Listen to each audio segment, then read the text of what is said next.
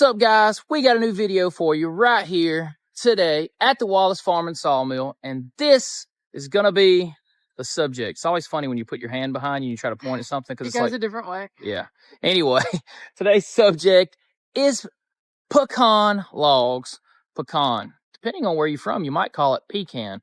I'm not too sure. That someone from maybe Georgia one time corrected me, and they said that it's pecan because I'm Southern. It's been pecan my whole life. My entire family is from Northeast Mississippi. Her entire family is from Northeast Mississippi. We say pecan. If you say pecan, hey, at the end of the day, tomato, it's still a red, juicy fruit. I still love pecan pie. I don't like pecan pie. If you like pecan pie, comment down below. I have this thing, guys, where I will eat, like, you can cook peanuts, Brazil nuts, any of those, any of those foods, and pecans included.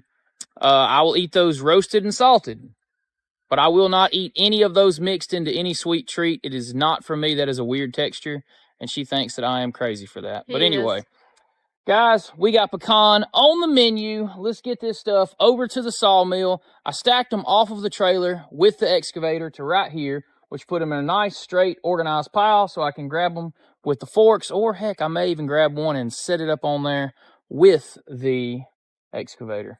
Who knows?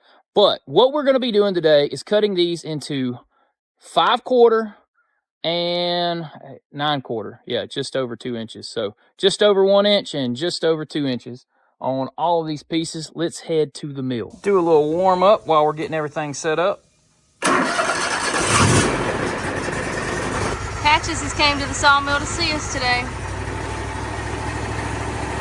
She is a sweet cat and she will come in the house, but she's so strange about when she wants you to touch her or if she's gonna let you pet her. You gonna let us pet you? Nope. If some of you are new here, Patches just showed up one day at our sawmill, had 2 kittens, and she is here to stay. Tyler's gonna go ahead and get everything greased up. Well, every time we clean up the mill or anything, we go ahead and hit all these different joints. That's what I was telling him before we got started. Like, I don't want to work at the sawmill. It's clean. Yeah, it's going to get dirty. These joints don't move nearly as often as a person would think, so you really don't have to grease them like super often. I mean, they move so slow, too. It's not like it's like a high wear point. Backstops, they move, I guess, a fairly good amount, because I do also like to clean the heads off there before I put. These move up and down all day long, so in a good 4 to 5 hour sawing session, you could say that these probably should be greased a little more often than some. I guess I see what I'm thinking now, because like your log lift arm lifts an arm one time, right? But then when that one log is lifted, you may turn it and move the back stops, 5+ times. So they just move a lot more often.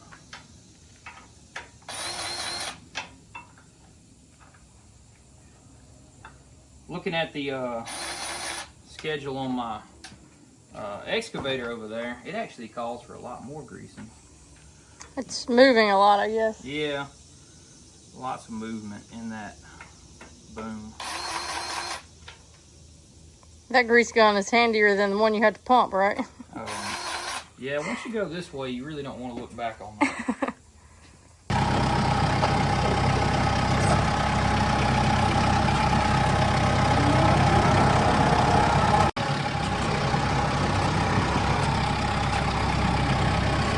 First thing we got to do is we got to get a little bit off that knot because it is way too big of a wire for us to handle. And really the whole point of this log is getting decorative furniture type pieces. So we're going to get a couple off here. Everything out of this log is going to be 9/4, which is 2 1/4 inches.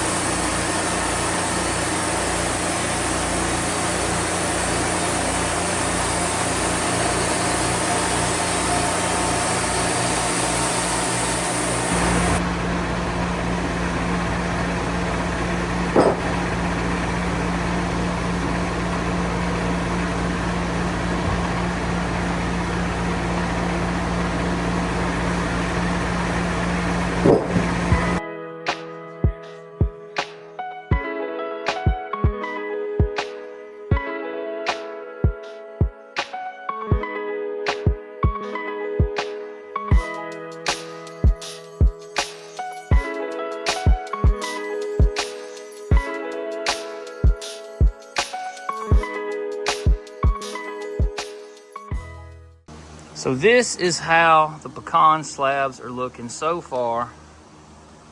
Very nice grain there. Very nice.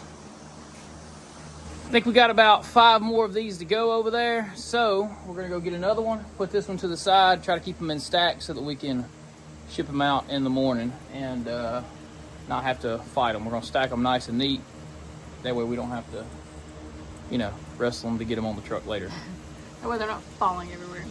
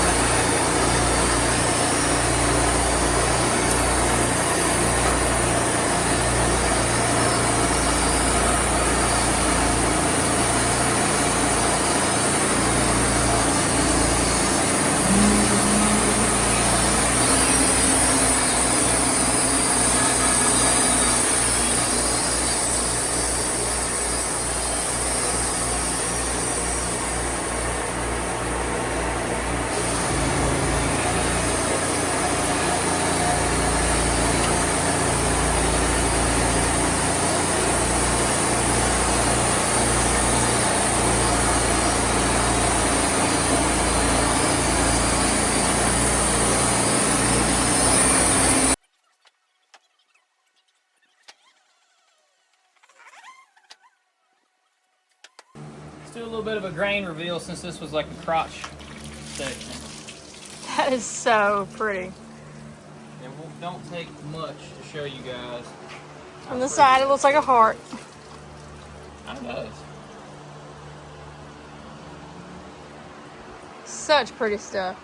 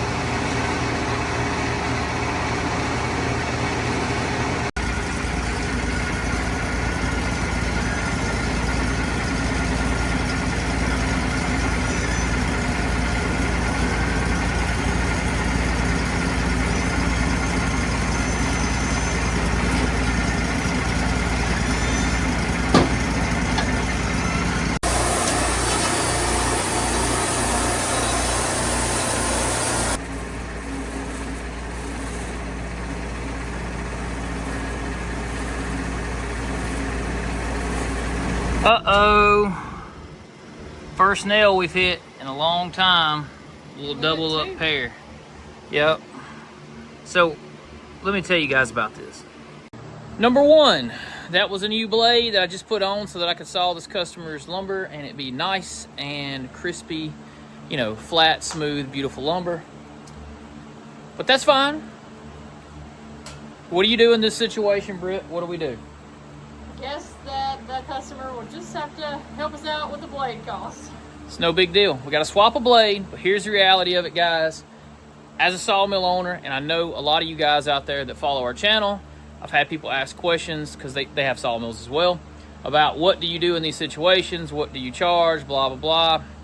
If I hit a nail, you do what you want to do, we charge for the blade. We're going to put... Usually the customer is super nice about it, and they're like, very sorry, you know, we didn't know that was in there, and we don't mind at all. Yeah, it's hard to know that a nail is in something, but sure. It is funny now. This customer got this from some random guy or whatever, and we're cutting it up, and I don't think he ever knew where it was. But the funny ones to me are the customers that I've lived here my whole life, and nobody put a nail in that tree. Every time that statement comes out of someone's mouth, you're about to hit 52 nails in one tree. Never fails, and I actually find it quite funny. But a lot of people ask us about getting the metal detectors, stuff like that. We saw, like, I don't know, in a good day of sawmilling, we might saw 25, 30 trees. I'm not going to take 15 minutes on every log and check it from top to bottom to see if it has nails in it. We'd be out there all day just checking. Correct. It's just not feasible. So to answer that question, sometimes I believe a metal detector would be nice to have when you know, like, hey, this log right here is super suspect. Let's check it out and dig them out before we saw it. How we beat that is I typically just would not saw that log if it was super suspect. I am the kind of person that would advocate that that log probably would make better firewood. This one, we had no clue. So I do want to show you guys this. This was the new blade that we put on, nice and smooth. Then you see where we hit the two nails or whatever. And then look what it did. Rough, rough, rough. And the head was shaking, so this was causing all kind of weird vibrations in the saw head and everything from the blade being messed up. We had a second thought. We cut the end off where the nail was. As you can see here, that's where the vibration started, which was after the nail.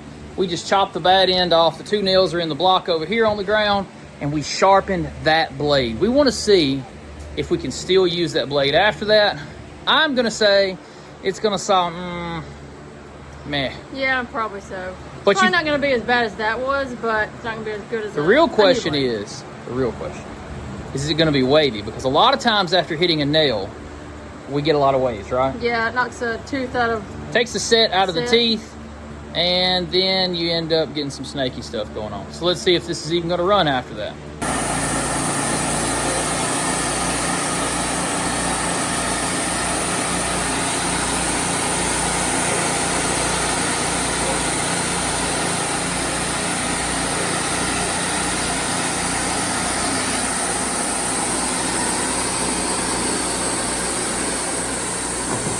So the sad reality is, guys, the blade is ruined. It was got a little hump going on here. It kind of straightened out after that, but I think we'd be better off to just go ahead and get a new blade. Stinks, but it's the truth. We tried to sharpen it, but usually if you hit metal, your blade just, it's hard to come back after that. We did, however, get this down to a 5 and a, well, I think it's a little over 5, but about a 5-inch cant. So a 5-inch cant, about, I don't know, 5-6 foot long. Could be a mantle, could be something else. We'll let the owner decide. But at least we got a good flat spot on both sides. A little bit of sanding, should be good to go.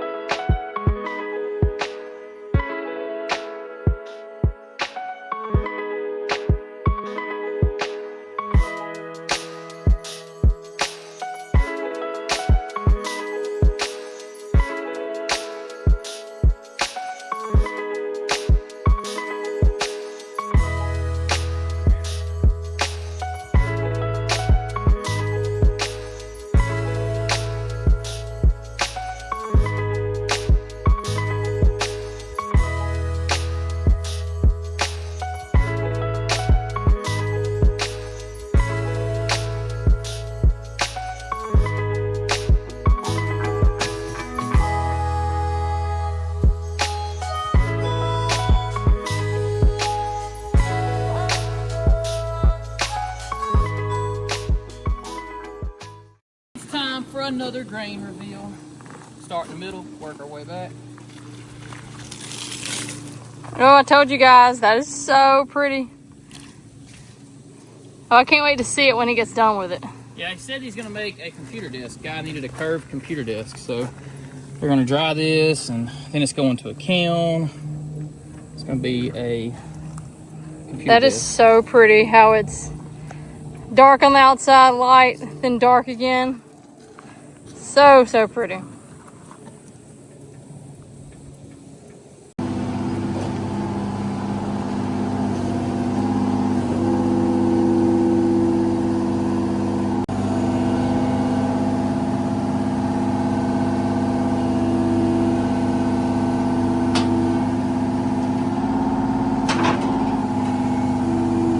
That machine has been really nice for setting these short logs up here, because sometimes when you have a short log and it's on the tractor fork, it's hard to shake them off and get them in the right orientation that you want them to be.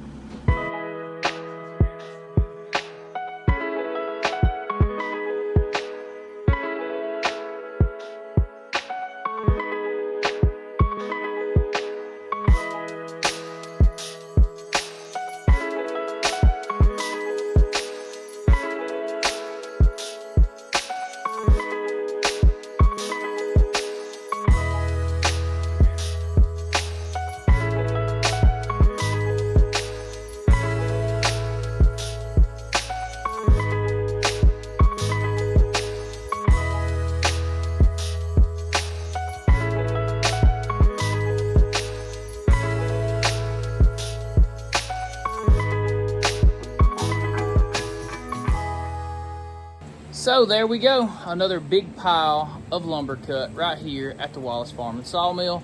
That stuff was particularly hard. I mean, sometimes the smaller stuff is.